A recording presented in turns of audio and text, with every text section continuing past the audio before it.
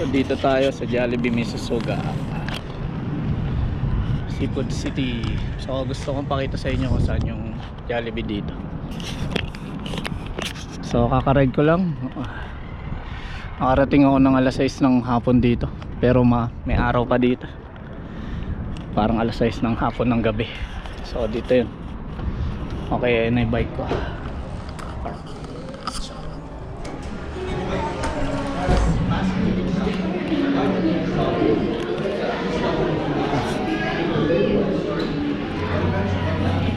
So ayan guys, Jollibee Seafood City.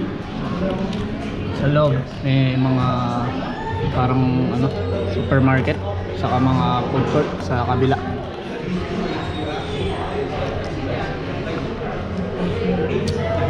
Puro kabayan nandito. Kaya ako mag-video. Hindi naman ako vlogger. Hanap tayo ng washroom. Do you have a washroom here? Yeah, go straight and right. Thank you.